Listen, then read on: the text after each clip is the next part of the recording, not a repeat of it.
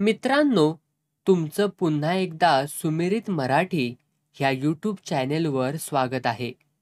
आजची कथा सुरू करण्यापूर्वी जर कोणी ह्या चॅनेलवर पहिल्यांदाच आले असाल आणि अजूनही सबस्क्राईब केले नसेल तर नक्की सबस्क्राईब करा. धन्यवाद.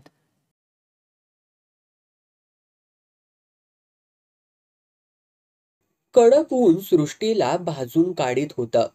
पावसाळी रोपं आणि गवत फुलू लागली होती. वाफे कोरडे पडले होते. जमीन हळूहळू सुकू लागली होती. या उन्हात दुपारी सहसा कुणी बाहेर पडत नाही, तरीही वामन 1 मैल चालून आला होता. नलीच्या घराकडे त्याची पावलं वळणार, तो छान अशी वाऱ्याची झुळूक आली. घामेजलेल्या अंगाला गार गार स्पर्श करीत वाहू लागली. त्याला बरं वाटलं. आंब्याच्या झाडाखाली तो पारावरती बसला. वारा अंगावरती घेऊ लागला. त्याचा थकवा आणि शीन कुठल्या कुठे पळाला. अजूनही वारा वाहत होता. बसण्याचा मोह होत होता. पण त्याने तो आवरला आणि उठून नलीच्या घराकडे निघाला. नलीला काय सांगावं या विचारांनी पुन्हा तो मरगळल्यासारखा झाला. नलीने दिलेल्या कांबळ्याच्या घडीवर तो नेहमीप्रमाणे बसला. रामे सरागाराना घातलाच त्याका आड देत झाले नाय. त्याच्या बाजूला बसत नलीने विचारलं, हो, काय आशा हा? मार्ग दिसाची आशा मी सोडलं हाय. तो निराश होत म्हणाला, आता मी मराचे दिवस मोजत हय. सदूक तरी भेटाने त्यांना मार्ग काढतत म्हणान सांगल्याने हाना. नलीकडे पाहून वामनने क्षीण स्मित केलं. हसतय की त्या? अगो तो पुढारी. असल्या गोष्टी त्यांच्या लक्षात रवतत. आश्वासन देवाचा त्यांचा कामच असा. प्रश्न सोडवूचा नाय. पण जावन तरी ये. तुका मरणाची भीती वाटता की काय गो? भीती असा नाय. पण मराच्या आधी होती तितके यत्न करू काय हरकत असा. म्हणजे तुका भीती वाटता.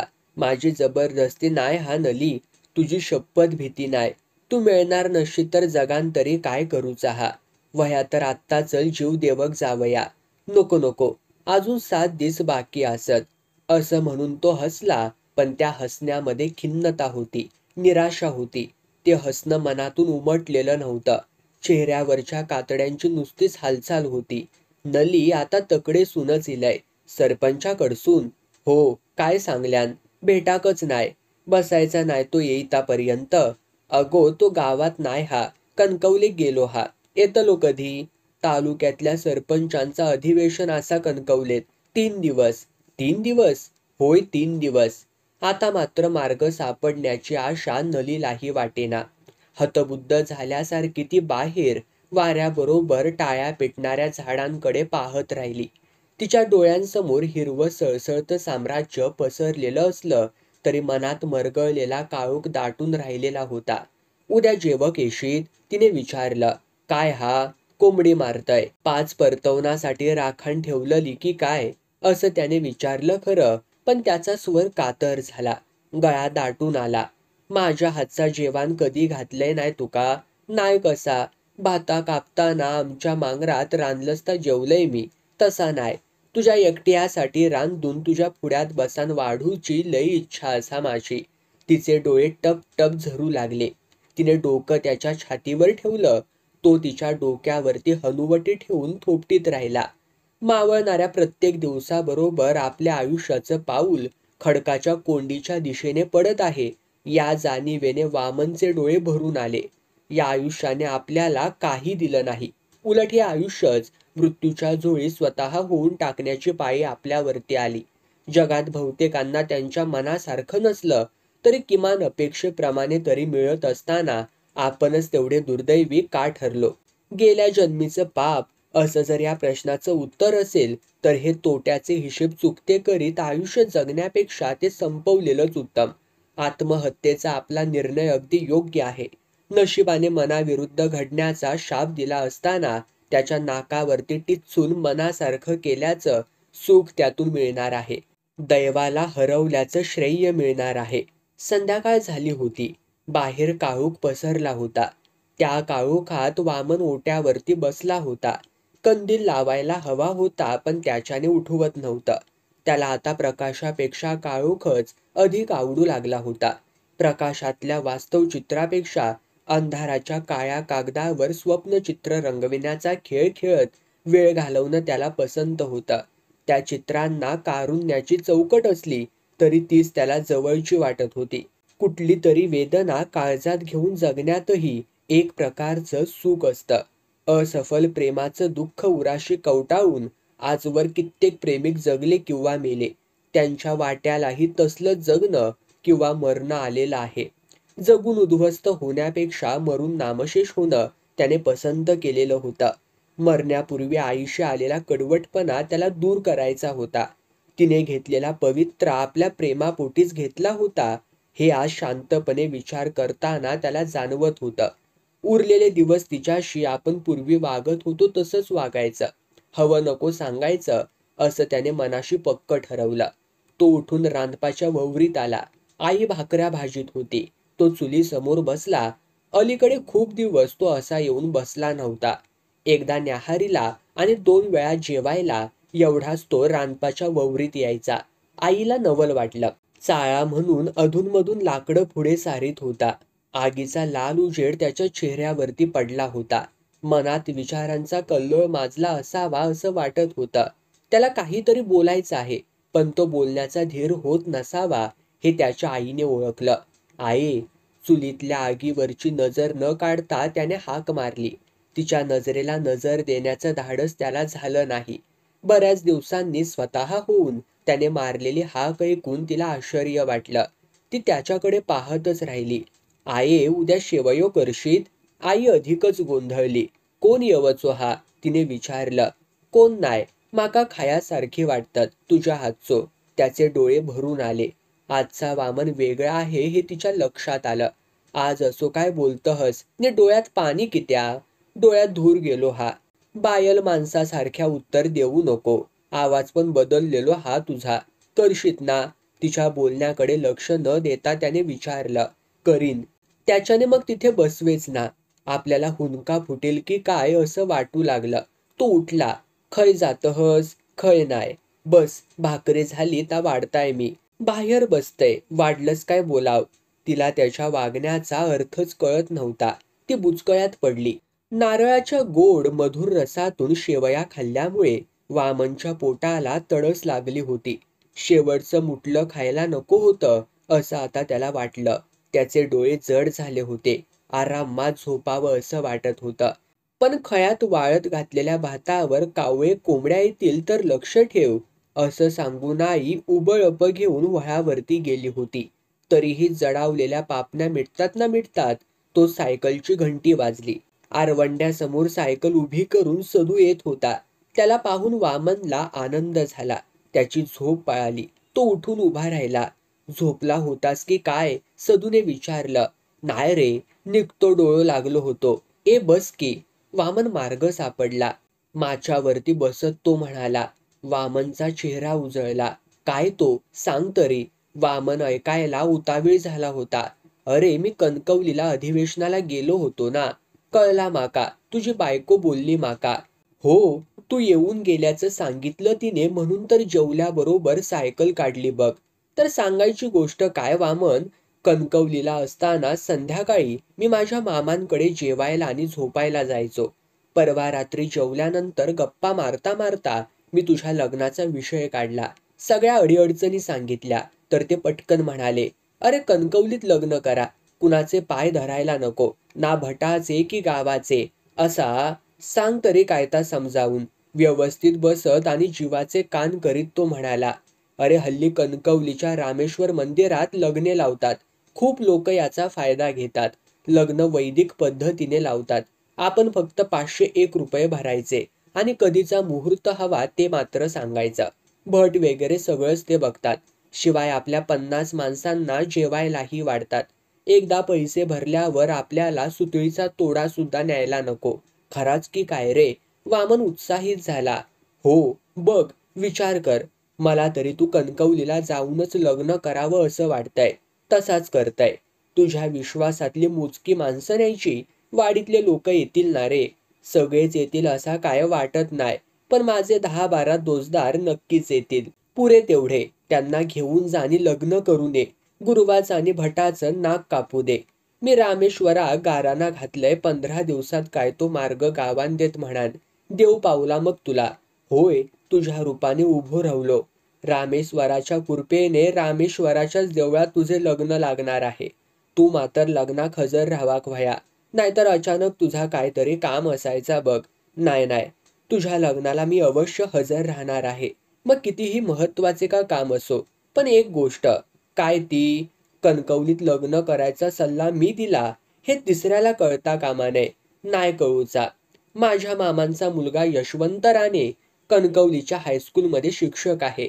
त्याला जाऊन भेट, तो तुला सगळी ती मदत करील. बरा. बरं, मी निघू का आता? निघ. चाय करू काय पण घराक नाही. ओशाळून वामन म्हणाला.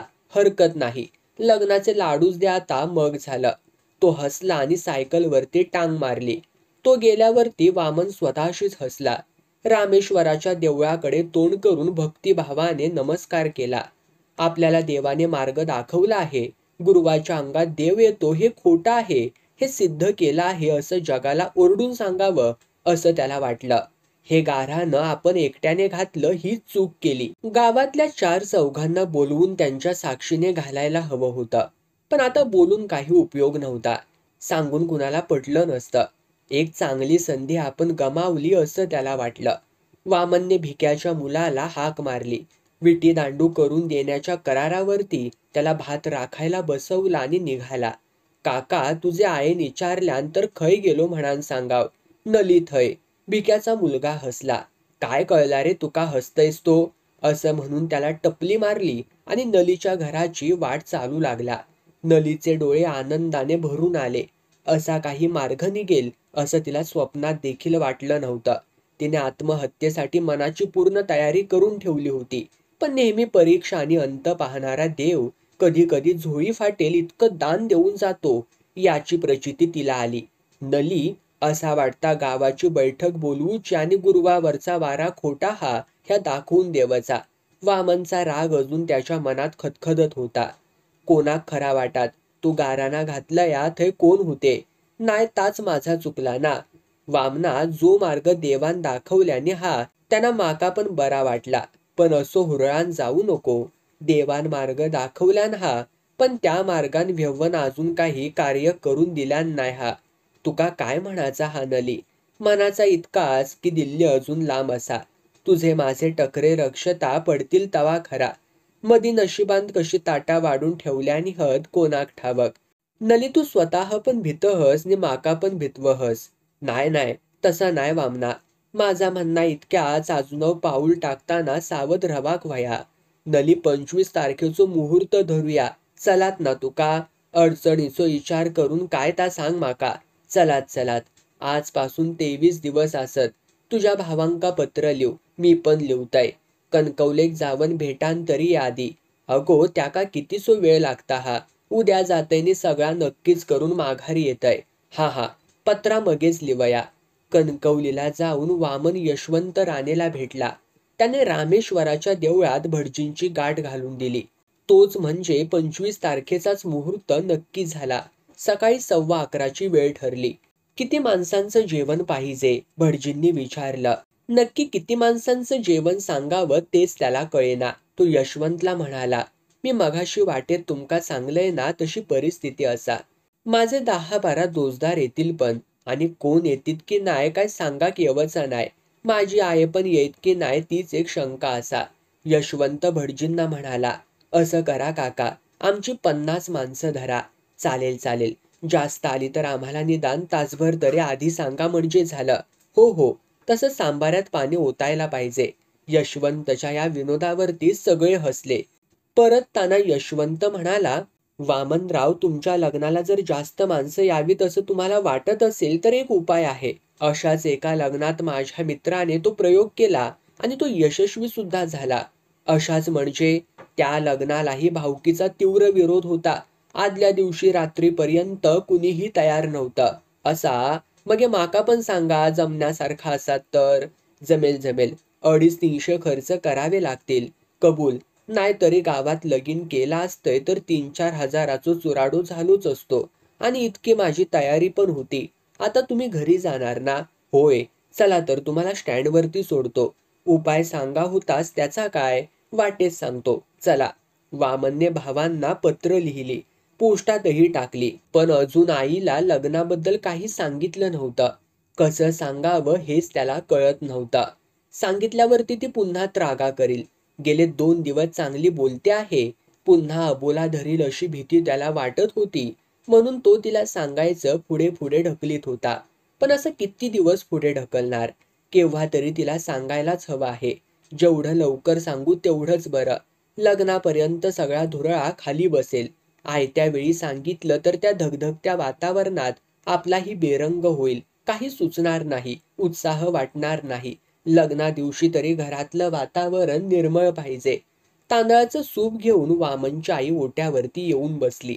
माच्यावरचा उठून तोही आईच्या जवळ येऊन बसला. दुपारच्या जेवणासाठी ती तांदूळ निवडीत होती हे त्याला ठाऊक होतं. पण सांगण्यापूर्वी वातावरण निर्मिती करावी म्हणून त्यानं विचारलं, काय करतंस तांदळाचा? भात. कित्या? काय खायनसारख्या वाटता की काय? नाय आये. काय? तांदूळ निवडणारे तिचे हात थांबले. 25 तारखेचं मुहूर्त नक्की केलंय. तिने चमकून त्याच्याकडे पाहिलं. त्याच्या डोळ्यांत चेहऱ्यावर आज वेगळेच भाव तरळताना तिला दिसले. घाबरलेले, विनवणारे, आशेने बघणारे असे संमिश्र. नेहमीची आढ्यता, मगरुरी आज दिसत नव्हती. त्याच्या चेहऱ्यावरचे पूर्वीचे भाव पाहून तिला त्याची चीड यायची, पण आजचे भाव पाहून तिला दया आली. गावदेव विरुद्ध असताना खैचो भड गावलो रे तुका? पुन्हा तांदळात हात घालीत तिने विचारलं, अगदी शांतपणे. आये, गाव विरोधासात पण देव नाय. तुका खोटा वाटात, पण रामेसराची शपथ घेवन सांगते तुका. असं म्हणून देवाला गाऱ्हाणं घातल्याची हकीकत त्याने आईला सांगितली. जर ह्यो मार्ग आमका एका माणसाच्या रूपान येवन देवाने सांगल्यान नसतो तर आम्ही दोघाव जीव देणार होता. वामना, हे ऐकून तिला कसंसच झालं. खरा सांगतय आहे, मनानच मी तुझ्याकडे स्वतः होऊन बोललंय. माका आवडता आता तुझ्या हातचा करू घालूक सांगलंय. तिच्या डोळ्यांतून घळाघळा अश्रू वाहू लागले. पदराने डोळे टिपून तिने वामनाच्या डोक्यावरून हात फिरवला. खराच तू रामेसरा घरानं घातलेलंस, मुदत मागलेलंस? खराच आहे, खोटा कित्या सांगाव. बाबांची शपथ. रामेसूर तुका असोच पावान देत. लग्न कर असं आई तोंडाने म्हणली नाही, गप्प राहिली.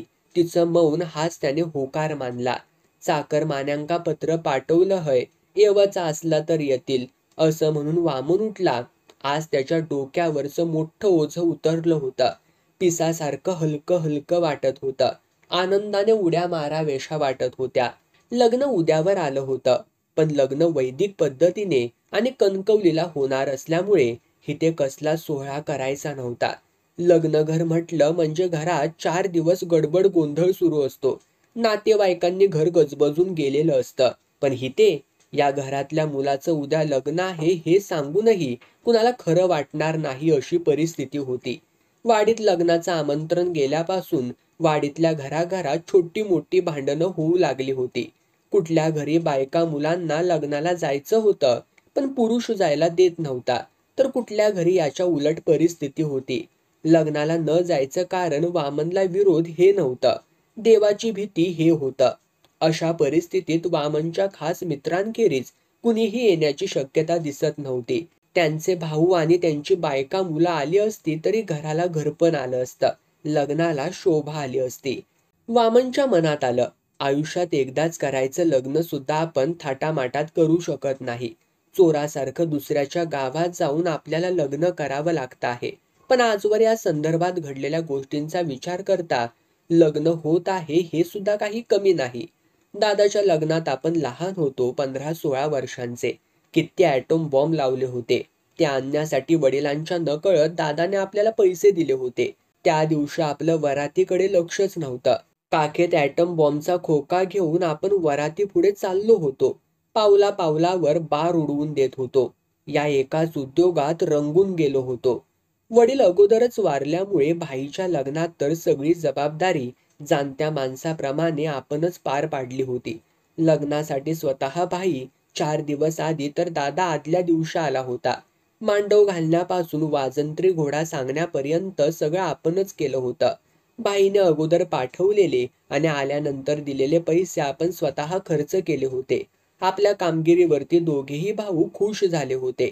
बाईच्या लग्नात वरातीच्या वेळी वाजंत्र्यांबरोबर आलेल्या मोन्या कुंभाराने लाटी फिरवण्याचे थक्क करून टाकणारे प्रकार करून दाखवले होते.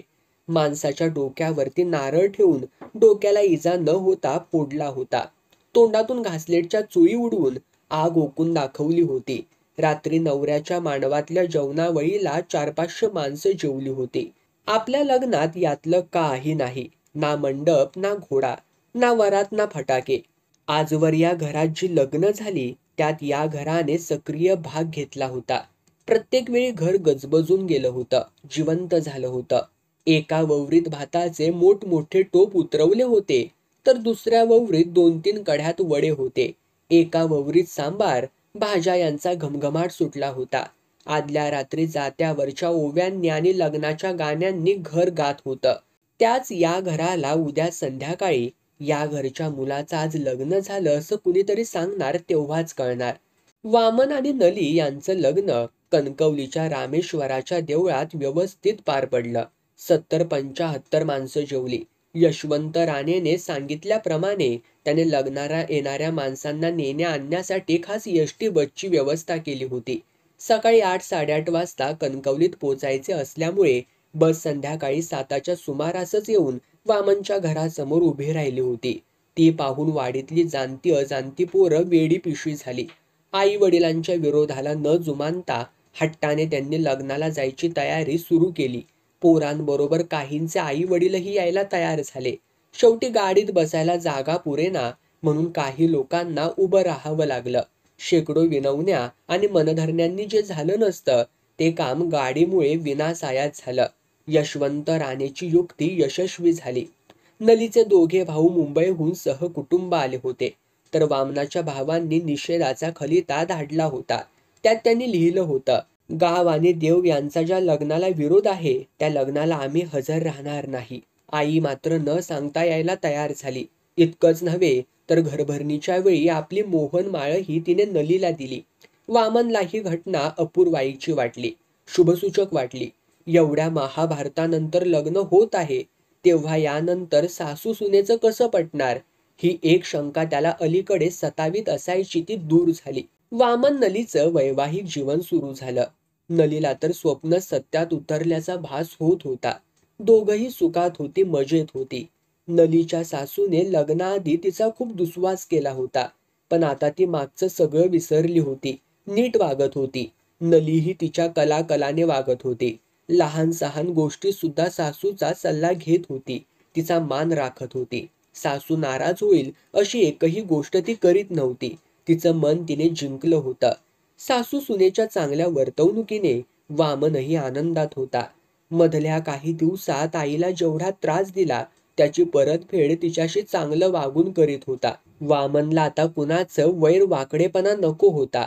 जे भाऊ त्याच्या लग्नाला आले नाहीत किंवा 4 पैशांची मदत केली नाही त्यांना सुद्धा त्याने माफ करून टाकलं. मागचा कटू विषय न काढता तो भावांना खुशालीची पत्र पाठवू लागला. मुंबईला परतणाऱ्या चाकरमान्यांकडे पूर्वीप्रमाणेच भेट पाठवू लागला.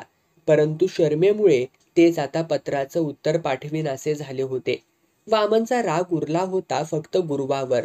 तो सुद्धा त्याने मनातून काढून टाकला असता, पण त्याच्या नाकावर टिचून वामनने लग्न लावल्यामुळे त्याला या विषयावरती कुणी छेडलं की तो सांगायचा, देवान लगीन होवचं नाय म्हणान सांगाक नाय होता, औलाद वाडाची नाय म्हणान सांगल्यानी ह. वामनला त्याच्या असल्या बोलण्याचा राग येत असे. लवकरच एक दिवस नलीने आपली पाळी चुकल्याचं सांगितलं. वामनच्या आनंदाला पारावार उरला नाही. गुरुवाचं नाक ठेचण्याची दुसरी आणि निर्णायक संधी जवळ येत होती. वामन नलीला आता फुलासारखं जपणार होता. म्हातारीही खुश होती. तिला तशी 4 नातवंड होती, पण या घरात तिच्या डोळ्यांदेखत जन्माला येणारं हे पहिलंच असणार होतं. आपल्या नातवंडाचं सगळं स्वतःच्या हातांनी करायला ती उत्सुक होती. तिचा नवरा वारल्यानंतर 3 नातू झाले, पण आज्याचं नाव कुणी ठेवलं नाही. मूल होऊन बारसे झाल्यावर मुलांनी तिला कळवलं होतं.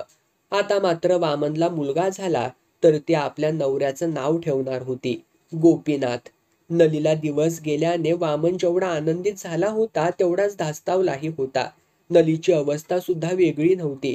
दोघांनाही गुरुवाच्या शब्दांनी अस्वस्थ केलं होतं. येणारे 9 महिने त्यांना 9 युगांसारखे वाटत होते. येणारा जीव कोण असेल मुलगा की मुलगी, आपल्या वंशाचा अंकुर निर्विघ्नपणे वाढेल ना, असले विचार सतत डोक्यात येत मनाला शांतीच मिळत नसे. परंतु मनाची ही अवस्था चेहऱ्यावरती उमटू न देता दोघंही एकमेकांचा हुरूप वाढवण्याचा प्रयत्न करीत दिवसातून 100 वेळा मनातल्या मनात रामेश्वराला साकडं घालीत. वामनच्या आईला सुद्धा हीच धास्ती वाटत असावी. नलीला ती कसल्याच कामाला हात लावू देत नव्हती. इथल्या गरोदर बायका तशा शेवटपर्यंत काम करीत राहतात. आराम त्यांना परवडत नाही.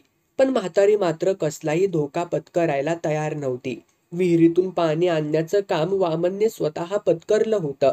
लोक हसत विहिरीवरती बायका त्याची मस्करी करीत, पण तो त्याकडे मुळी लक्षच देत नसे किंवा हसण्यावारीने. मनातली भीती प्रत्येकाला समजावून सांगण्यात अर्थ नव्हता. रात्री अंथरुणावरती पडल्यावर वामन आणि नली एकमेकांच्या मनाचा ठाव घेण्याचा प्रयत्न करीत, पण कुणीच आपल्या मनातलं वादळ धास्ती दुसऱ्याला कळू देत नव्हतं. संक्रांत जवळ येत होती. संक्रांतीनंतर येणाऱ्या अमावस्येने नलीला 3रा महिना लागणार होता. नली आधीच काळजीने आणि विचारांनी बेजार झाली होती. तशात अलीकडे तिच्या जिभेला चवच उरली नव्हती.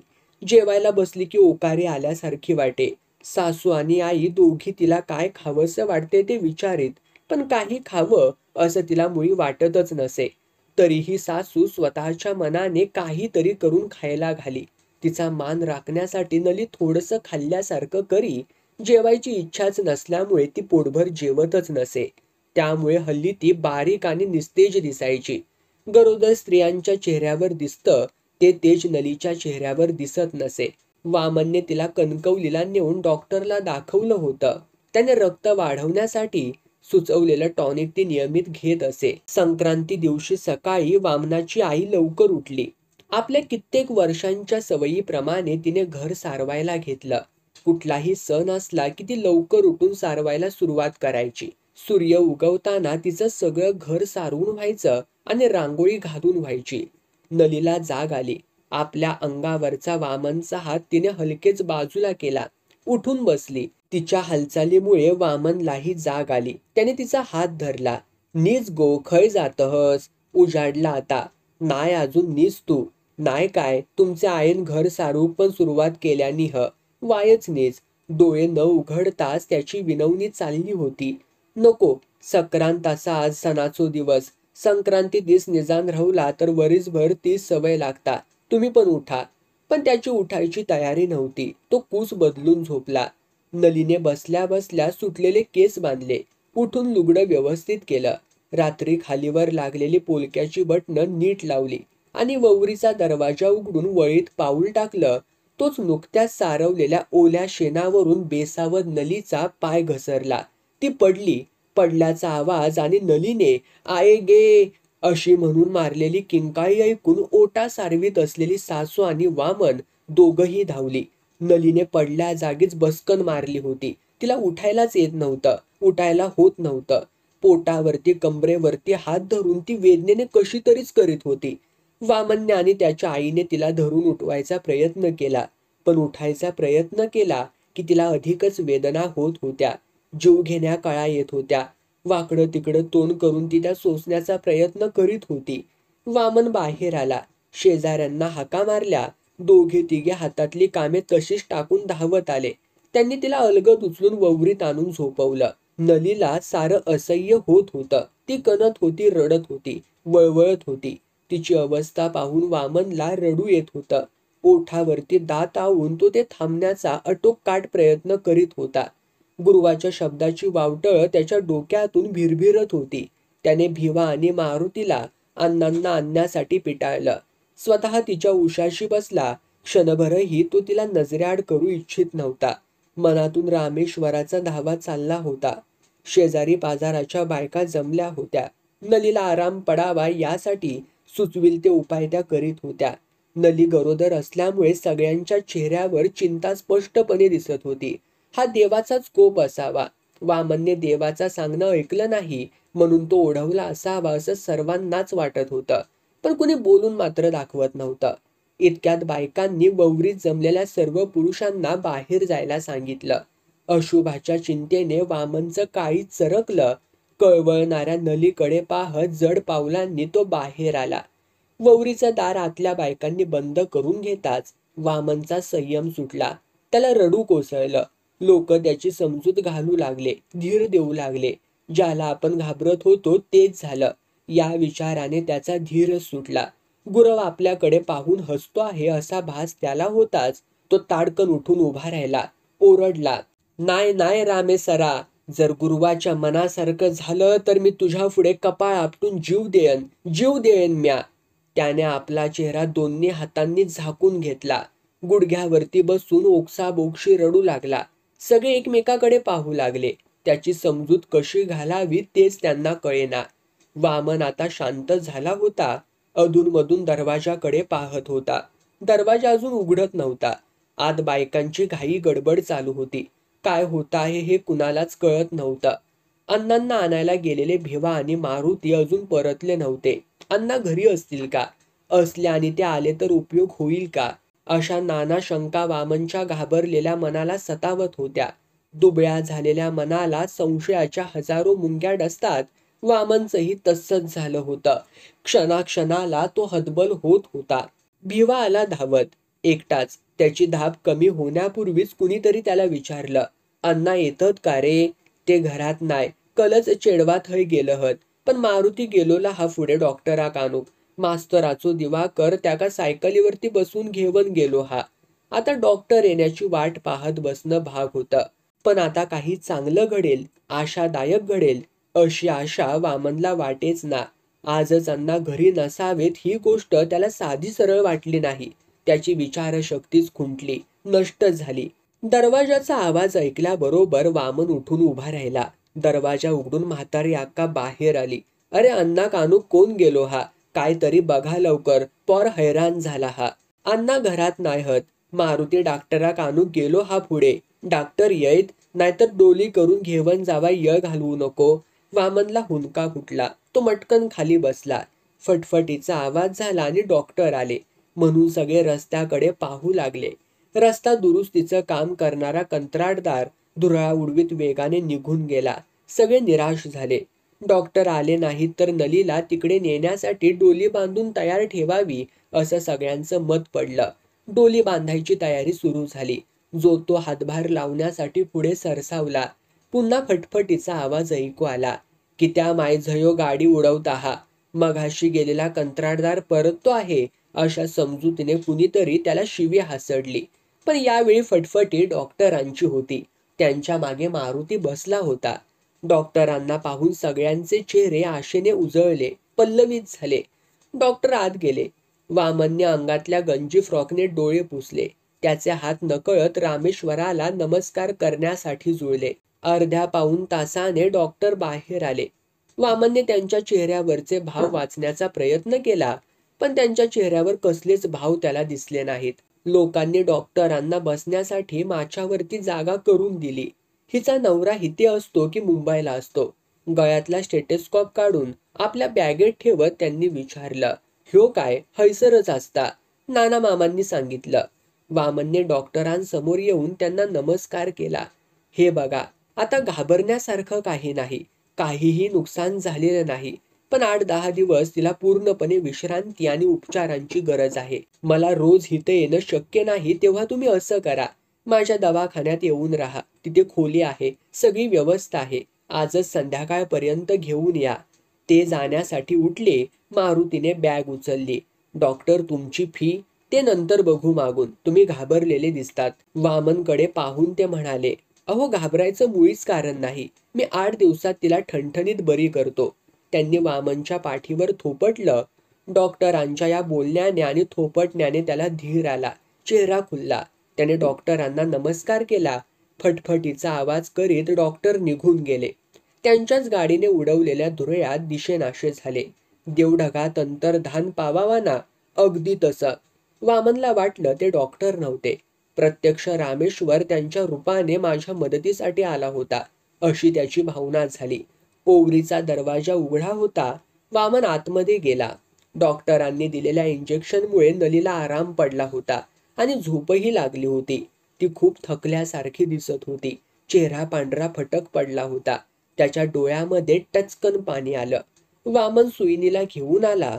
घराच्या पायऱ्या चढता चढता नलीचं कन्न त्याच्या कानावर आलं. मागे वळून त्याने सुईणेकडे पाहिलं. तिने त्याच्या मनातल्या मनात ओळखल्या. म्हणाली, काय काळजी करू नको, सगळं व्यवस्थित होयत. देवावरती विश्वास ठेव. बाळंतिणीच्या ववरीत जाऊन तिने दरवाजा आड करून घेतला. अस्वस्थ मनःस्थितीत वामनने ओट्यावर 3-4 फेऱ्या मारल्या. तेवढ्यानेही त्याला थकल्यासारखं वाटलं. तो आराम खुर्चीत बसला. सुईणीचं वाक्य त्याला आठवत होतं. देवावरती विश्वास ठेव. मधूनच दसऱ्या दिवशी तरंग घेऊन वदणाऱ्या गुरुवाचे शब्द आठवत. वंश वाढाचो नाय, वंश वाढाचो नाय. त्याच्या काळजात धडधडू लागलं. गुरुवाच्या त्या शब्दांचं भय कालपर्यंत त्याला वाटत नव्हतं, पण आज वाटू लागलं. जसजसा अधिकाधिक वेळ लागत होता, नलीचं ओरडणं ऐकू येत होतं, तसतशी त्याला अधिकच भीती वाटत होती. अडचणीच्या वेळी माणसांचं तत्वज्ञान डळमळतं. न पटणाऱ्या गोष्टींना सुद्धा तो घाबरू लागतो. तसं वामनचंही झालं. त्याने रामेश्वराचं नामस्मरण सुरू केलं. तो रामेश्वराला पुन्हा पुन्हा सांगत होता, परमेश्वरा, आता परीक्षा आहे तुझी आणि अनिष्ट रूढींची, अंधश्रद्धेची. त्या रूढींचा फोलपणा सिद्ध करण्यासाठी माणसांच्या अंगात देव येतो हे खोटं आहे हे सिद्ध करण्यासाठी तरी माझा वंश वाढायलाच हवा. यापूर्वीही तू माझ्या मदतीला धावला आहेस आणि याही वेळी तू धाव. त्याचं मन परमेश्वराचं चिंतन करीत होतं आणि कान दरवाजाकडे लागले होते. मुलाचं रडणं कानावर आलं आणि तो स्वतःशीच हसत उभा राहिला. दरवाजा अजून उघडत नव्हता. तो बेचैन होऊन यरझारा घालू लागला. दरवाजाच्या कडीचा आवाज ऐकताच तो दरवाजाकडे वळला. शेजारच्या काकीने दार अर्धवट उघडलं आणि हसत म्हणाली, वामना, तुका झील झालो, तुका झील झालो, पितळी वाजव पितळी. आनंदातिशयाने तो हसला. धावत तुळशी वृंदावनाजवळ गेला. रामेश्वराच्या देवळाकडे तोंड करून नमस्कार केला. तसाच देवघरात गेला. पूर्वजनांना नोटांगण घातलं. मग रानपाच्या ववरीत पितळी आणि चमचा घेऊन ओट्यावरती आला. जोर जोराने पितळी बडवू लागला. बडवता बडवता तो इतका त्वेषात आला की जणू काय तो अनिष्ट रूढी आणि अंधश्रद्धा यांनाच बडवत होता.